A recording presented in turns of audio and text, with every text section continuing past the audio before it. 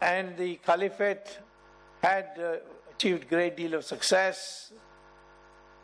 The last time the caliphate existed was till the World War II, when they had their headquarters in Ankara, or in Turkey, in Istanbul, in Turkey. But India faced the caliphates around 730-40 AD, and they came through Sindh. But when they came to the borders of Rajasthan, 3 Hindu kingdoms, that of Gujarat called Pratihara, the Chalukyas in the south, the Rai dynasty of Rajasthan combined and gave them their first defeat, after which the caliphate was wound up and didn't re-emerge till about 3-4 years ago. The formal formation of the ISIS was in 2006, but its reaffirmation, its territorial position, the ownership of territory, a formal government, illegal, but it's there, was commenced from 2012. Now, in what way is ISIS a threat? Most of the Middle East is run by dictatorships, and therefore transfer of power by another dictatorial force is easy. It's much harder to topple a democratic government. But it's much easier to replace one dictatorial government with another, because the power is centered at one place. And we have found that, in fact, democracy has been a great boon for any society to have stability, contrary to the impression that democracy means chaos, quarrels, and slow decision-making. But we have found all over the world that democracies have made progress. One of the most mightiest dictatorship was that of the Soviet Union. The Soviet Union has a very large landmass right from European borders all the way to the Asian frontier of Vladivostok. So this huge mass of Soviet Union, run with an iron hand, collapsed in 1991 into 16 countries. Yugoslavia was a dictatorship. It was also a communist dictatorship, but it broke up into 4. India was always thought of as a country which, because of its chaotic nature of its politics, that it will crack up. In fact, Winston Churchill had predicted in 1947 that within 3 years we'll break up into 20 countries. About 20 years later, Richard Nixon predicted the same. But we have disproved all these Cassandras, and we have continued to remain as a united democratic country. Our neighbor Pakistan broke up into 2. And maybe if there's another war, it will break up into 4.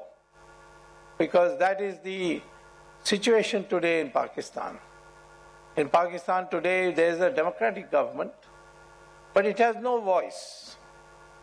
The voice and power is in the hands of the intelligence bureau called ISI and inter-services intelligence and the army. And they are the ones who call the shots. The Prime Minister in Pakistan, although elected, has no voice. He cannot decide anything. And if he does decide, he will be repudiated, as it happened recently when he came to an agreement with the Prime Minister of India in a conference in Russia, a place called Ulfa. And then when he came back, his own government disowned him, his own ministers even disowned him. So today, Pakistan is in a fragile situation and is amenable to take over by another dictatorial group. And therefore, we have to see whether ISIS will spread into Pakistan and then into India. What are Indians' options in that situation? Now, we must understand one thing. For all the Islamic scholars, India has been a challenge for them in their ideology. I myself learned it for the first time when, after teaching a course, while teaching a course at Harvard University, I had a student from Saudi Arabia who asked me whether he could meet me after class and ask a question not connected with the course. And when I met him, he told me that they are doing research in his university in Saudi Arabia to find out why India is still 80% Hindu. Now, I was surprised with that question. So I asked him, why you asked this question? I'm not able to understand it. So he said, you see, Islam, wherever it went and ruled there, it was able to convert the local population into 100% Islamic or 100% Muslim. Iran was ruled by the Zoroastrians, who are known in our country as Parsis. And it was a very strong empire which lasted many centuries. But Islam rose and conquered that country, and within 15 years, they were able to convert Iran to 100% Muslim. In the neighborhood were two countries, Mesopotamia and Babylon. Both of them were ruled by Islam and ultimately came to be known as Iraq. And in 17 years, they were converted by the usual methods that Islam has used to become 100% Muslim. Egypt also was conquered by Islam, and the civilizations which the pharaohs had left was destroyed, and Egypt in 21 years became 100% Islam. Christians too went to Europe, and in 50 years they were able to convert Europe to 100% Christian. But in India, we had 800 years of Islamic rule and 200 years of Christian rule through the British, and yet we are 80% Hindu. That is what he wanted to know. How is that possible? When it couldn't happen elsewhere, how did it happen in India? Of course, if you read the history books which the British had prepared for our universities and colleges and schools, you would get the impression that it has got nothing to do with the Hindu community. But the fact is that if you write the correct history, if you read the correct history, we in this country never gave up fighting. Maybe we were somewhere successful, somewhere not successful, but the country kept fighting. Whether the fight was by Shivaji, who won and established a large empire of the Marathas, or it was the Vijayanagaram Empire, which spread right up to the eastern states, up to the borders of Bengal, starting from Karnataka. Or it was Vikramaditya. There were a number of kings who fought and were able to, for several centuries, 2 centuries, 3 centuries, were able to rule the country as indigenous people, as Hindus. Vijayanagaram lasted 300 years and spread and ruled over more land than the Mughals did. And if you take the core of the Mughal rule, from Akbar to Aurangzeb, it's only 150 years compared to 300 years of Vijayanagaram.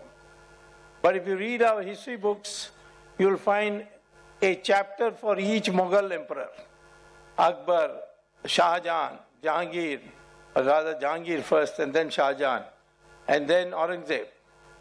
But for Vijayanagaram, either there is no reference at all, or there is one paragraph that in South India there was in an empire called Vijayanagaram. So similarly, Guru Gobind Singh, or in Assam, the Ahom dynasty.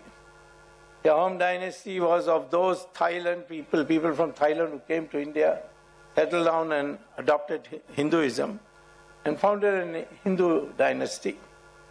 They also ruled, and they didn't allow the Mughals to come anywhere near Assam.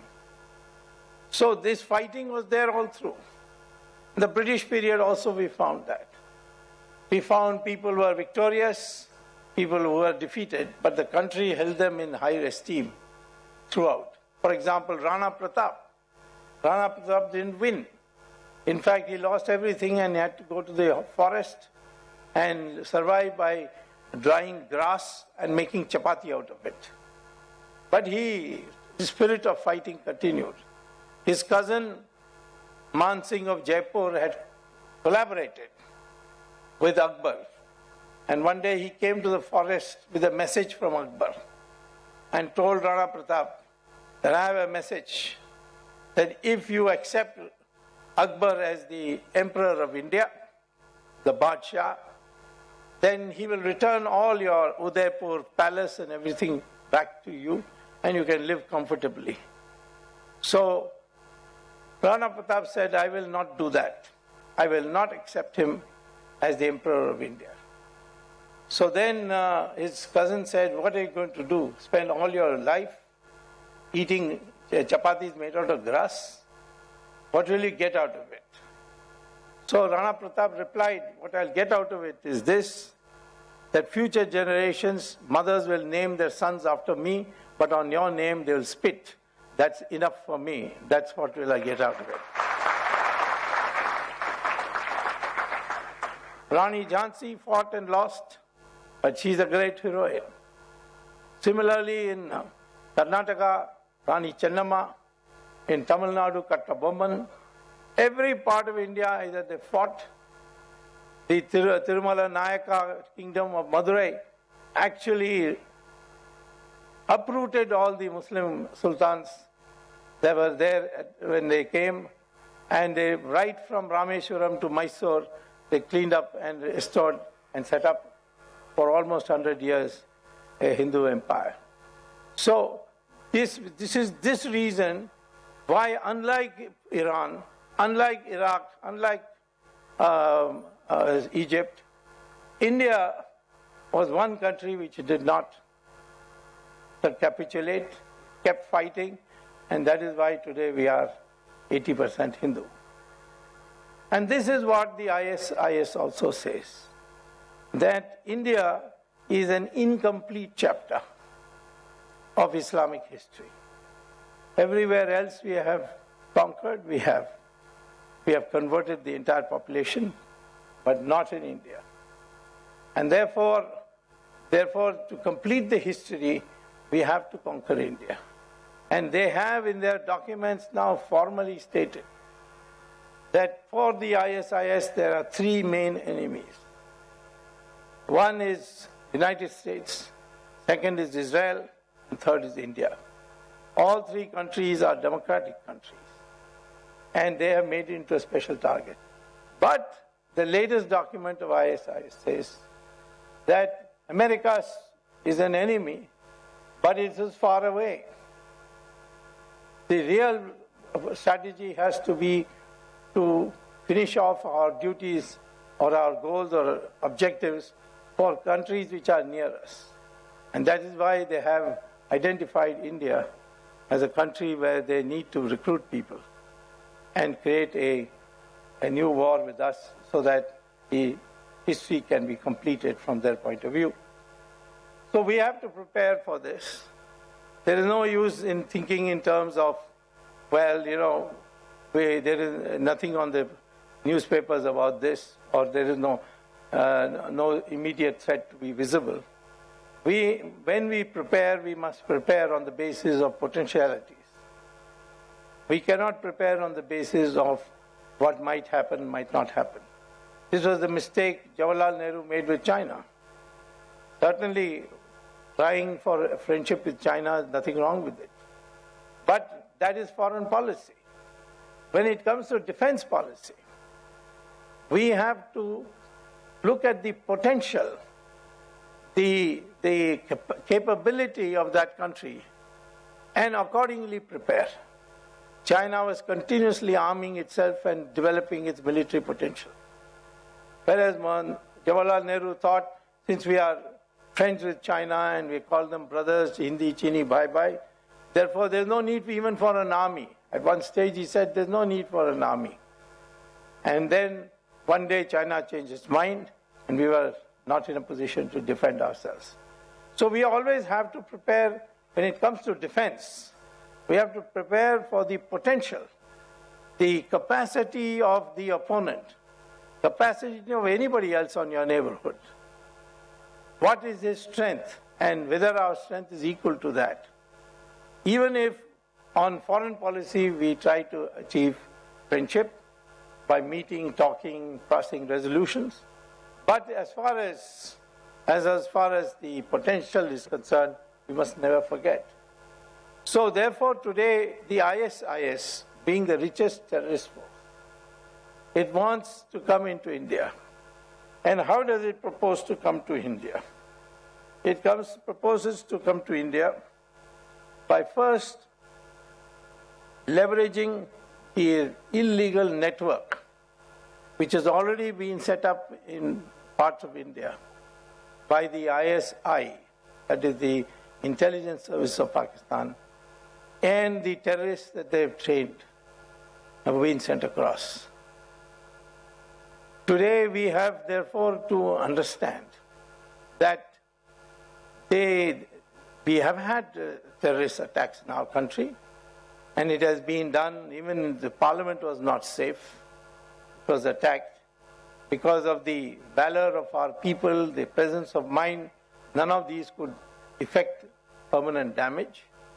But the fact is that there are cells all throughout the country which Pakistan has, through its military and through its intelligence services, set up throughout the country. They recruited people, they have sent people here. Most of the people who are terrorists are people they have sent from Pakistan. Their recruits, local recruits, have been small compared to other countries. Even ISIS, so far the Indians who have gone and got themselves recruited and gone into action, into ISIS fighting in the Middle East, are a very small proportion compared to our population, as well as if you look at the numbers that have come from America and Europe, it's much, much smaller. At the present moment, our Islamic community in India, the Muslim community,